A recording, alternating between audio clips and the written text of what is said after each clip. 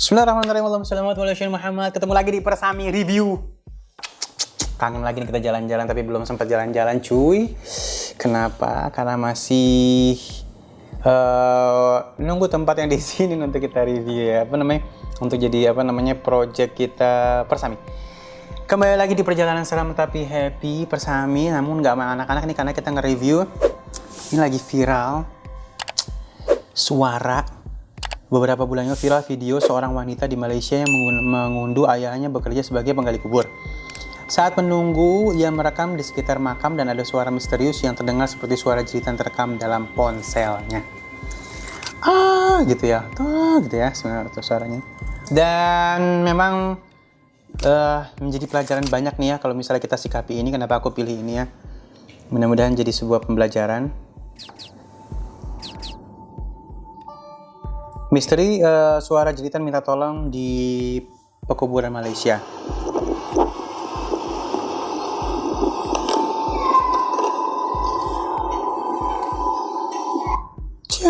Tapi ada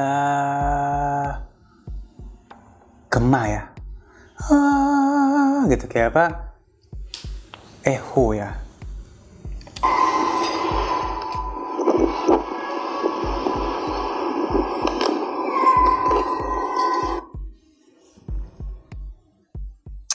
Kalau di tempat umum ada suara angin tadi kita dengar ya.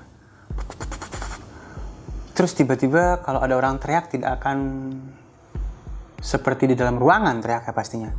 Jadi gini, kalau kita perhatikan teriakannya tuh seperti orang di dalam ruangan terus bergema. Sementara dia nge-record ini di tempat terbuka.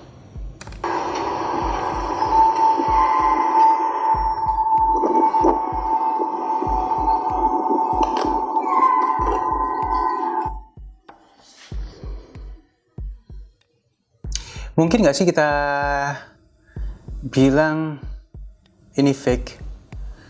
Maksudnya double sound ditempel gitu kali ya. Wallahu a'lam misal. Wallahu a'lam, bukan ini kan pendapat orang aja ya.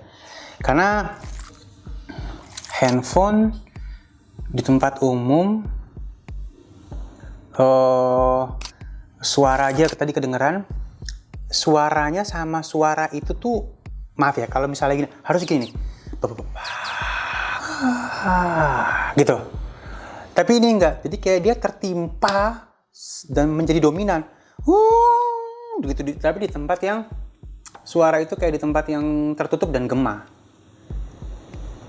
beda banget frekuensinya gitu. Kayak ada dua frekuensi yang berbeda jauh.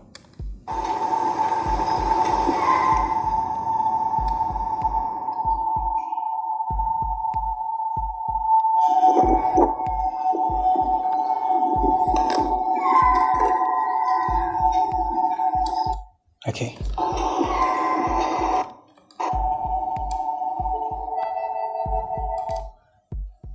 Wallahu a'lam bishawab ya. Tapi di sini kayak ada penumpukan frekuensi suara. Jadi aku pernah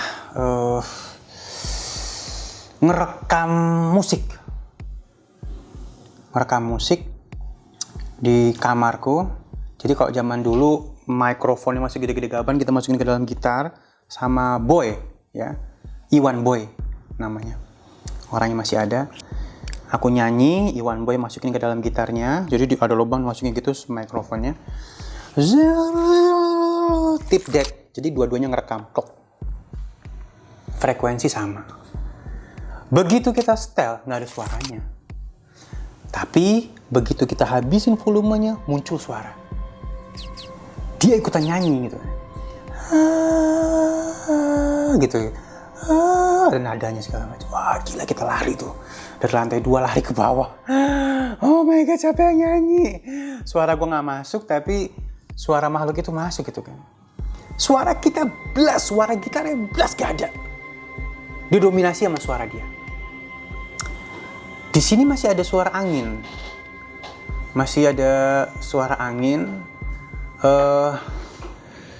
Terus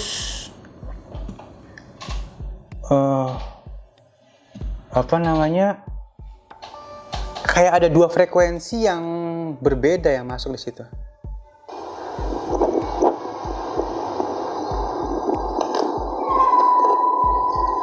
Hah. Cia. Terus wang gitu. Bergema ya.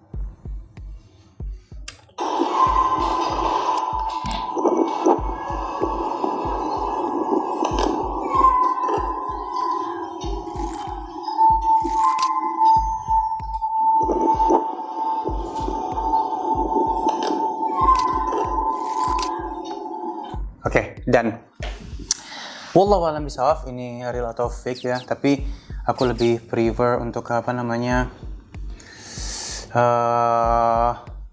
menyikapi dengan ada pesan moral apa di dalam sini ya. Dan ini banyak loh. Bukan hanya di sini dan di kisah Nabi Muhammad SAW, bahwa Rasulullah SAW pas berjalan dengan para sahabat sempat berhenti. Akhirnya Rasulullah SAW menanamkan tanaman, sehingga akhirnya sekarang banyak sekali orang yang menabur bunga ya, ditanam. Kenapa ya Rasulullah? Aku berdoa untuk yang ada di dalam makam ini. Ini kamu dengar nggak kenapa? Ini jeritan mereka, kata Rasulullah SAW. Ada sahabat di antara kirinya kanannya. Saya tidak mendengar ya Rasulullah. Ini karena mereka kurang bersih toharoh. Jadi akhirnya mereka dalam keadaan siksaan Allah Subhanahu Wa Taala. Jadi orang yang kurang bersih toharoh, itu hati-hati ya, toharoh itu bersuci ya. Habis pipis, habis buang air besar, hati-hati. Kadang-kadang ibadahnya bagus tapi toharohnya nggak bagus, jadi ada najis dalam tubuh kita. Kecuali kita sudah berusaha untuk bersih toharoh tapi masih ada najis, itu insya Allah Allah paham. Tapi kalau misalnya kita sembarangan pipisnya, terus kita maaf ya buang air besar, cebok yang nggak benar segala macam, maka hati-hati, ada siksa untuk orang-orang yang seperti itu di dalam kubur. Karena Rasulullah SAW bilang ini karena ada makom. Jadi Rasulullah pas lewat makom didengarkan ada yang teriak minta tolong, doain, sakit lagi disiksa. Lalu ditanya sama sahabat, iya nih dia kurang bersih toharoh, mari kita doakan. Ditancepin tanaman, terus didoain.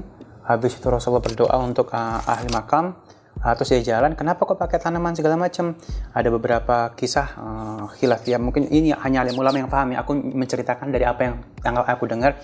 Selama tanaman itu tidak layu, maksudnya sampai sebelum layu, itu doanya Rasulullah akan terus untuk beliau. Tapi begitu layu ya berarti wallahu a'lam bishawab, kita berhenti atau gimana aku kurang paham. Tapi yang jelas Rasulullah salah satu ada simbol menanam sesuatu di situ ya, tanaman hidup ya, tanaman hidup pendek itu ditancepin. Nah, bukan di sini aja, mungkin ada beberapa tempat lain lagi yang memang sempat terdengar jeritannya, dan itu mungkin sebagai sebuah, ini mungkin real, kita juga nggak tahu ya. Jadi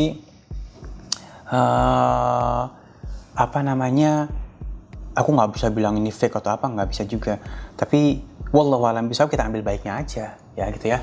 Kita ambil baiknya aja bahwa hati-hati, siksa kubur itu ada. Dan hewan-hewan pun bisa mendengarkan siksa kubur. Makanya kalau kita perhatikan jarang sekali ada hewan bisa berkeliaran di makom ya. Karena mungkin bila misalnya mereka mendengarkan apa yang terjadi di dalam kuburan.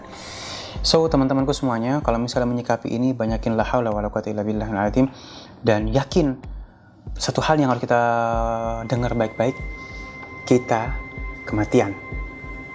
Bukannya kita dikejar sama kematian. Kalau kita dikejar sama kematian, kita bisa kabur, misalnya, karena kita dikejar. Tapi sesungguhnya ini kematian, ini kita yang ngejar kematian. Jadi hak adanya bahwa kita akan mati. Jadi gak bisa kita mau lari kemana, orang kita yang ngejar. Jadi kita bakal sampai pada titik yang disebut kematian. Nah, kalau misalnya kita udah paham akan hal itu, maka kita akan masuk ke dalam alam kubur, alam barzah. Alam barzah ini lama akan terjadi hitungan pertama di alam barzah dengan apa yang kita lakukan di atas muka bumi. Ya Allah, banyak istighfar, banyak minta ampun sama Allah Subhanahu Wa Taala, bahwa sesungguhnya dari kejadian fenomena ini ditunjukkan bahwa dunia ini sementara banget, sementara alam barzah ini panjang waktunya. Dan na'udzubillah min dzalik, kalau misalnya kita dalam keadaan tersiksa seperti ini, apa yang bisa membuat kita jadi terbebas dari siksa alam barzah?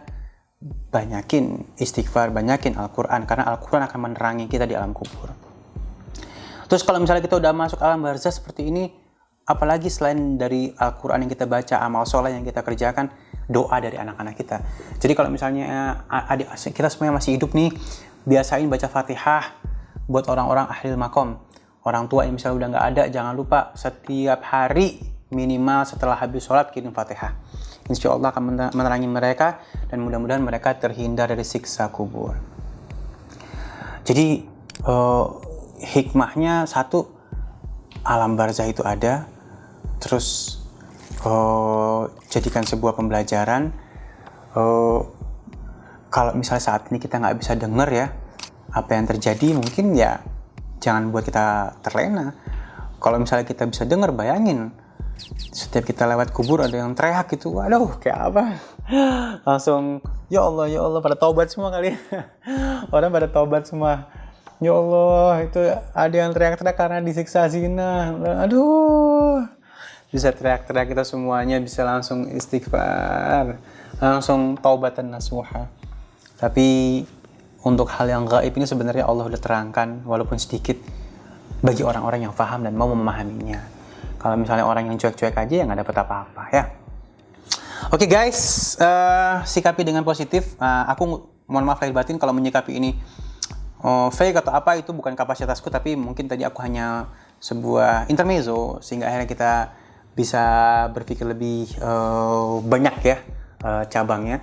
Namun aku lebih mengkerucut ngambil pemahaman berkahnya atau ilmunya bahwa alam barzah itu ada. Dan hati-hati, mudah-mudahan kita semuanya terhindari dari siksa kubur. Karena siksa kubur ini adalah merupakan awal dari siksaan yang lainnya kalau kita disiksa ya. Kalau misalnya kita baik dalam kuburan kita, ada satu guru bilang, terus gimana orang-orang yang terselamatkan dari siksa kubur? Pada saat ditanya, man rabbuka, man nabiyuka, kitabmu apa, semuanya segala mungkin kita lolos, maka kita akan sujud di arsy Allah bersama orang-orang yang sujud. Udah nikmat tuh.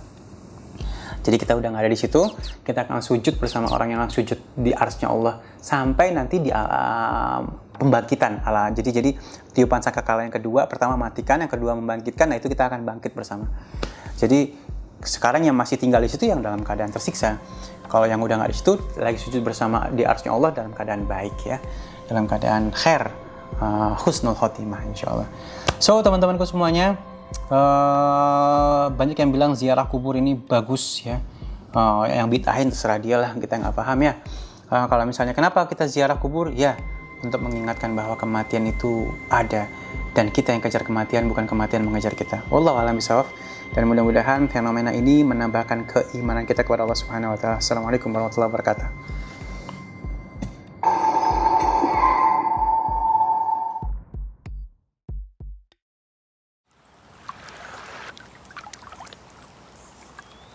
Asana TV.